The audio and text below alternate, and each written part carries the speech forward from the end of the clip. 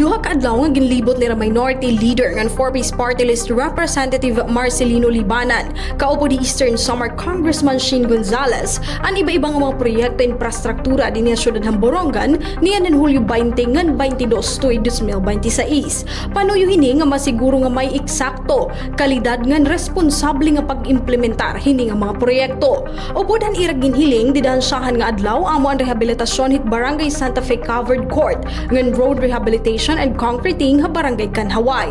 Pinanginano gihapon ang nagpapadayon nga development hiton Borongan City Airport. Gin-inspection gihap iton proposed construction hit Borongan Bypass Road tikang ha Barangay Bayubay nga tuha Tamuso. Iton Coastal Road Project ha pipilitan nga tuha Sabang North. Construction hiton Coastal Road and Bridge tikang ha Barangay Sabang North nga tuha Barangay Sabang South ngan iba pa nga mga proyekto infrastruktura. Katapos ini nagkaadahin consultative meeting kaupo dira Mayor Dayan Agda, Governor R.V. Ivardoni, Vice Mayor Eman Chusongco, mga konsihal ngan mga barangay kapitan. Sumala ka na Congressman Libanan ngan Congressman Gonzales, sinusuportaran nira iton mga inisyatiba hit city government para mas mapauswag pa iton syudad. Nagpadayon ang seryehan ocular inspection di daan Hulyo 22. Kaupod gihapon ang duha nga kongresista hira Borongan City Mayor Agda, Vice Mayor Chusongco, mga opisyal hantag sa nga barangay ngan mga project engineers tikang ha Department of Public Works and Highways.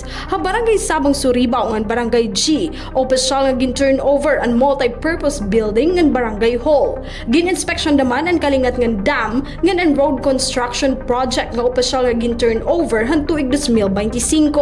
Ha Barangay Surok naman ngan Barangay Sabang North, gin-monitor ang padayon nga implementasyon han mga proyekto. Ha Barangay Surok aktibo ang konstruksyon han bago nga Barangay Hall, samtang ha Barangay Sabang North naman padayon ang pag-upgrade han multi-purpose building. Nagpapatapod gihap hi Congressman Christopher Shane Gonzales nga padayon nga mag-aalagad aniya opisina ha responsable matadong ngan may hibaro nga panggobyernuhan. Pinaagi hin mga programa ngan inisyatiba para han padayon nga kauswagan ngan kaupayan han nga tanan nga mga istehanon.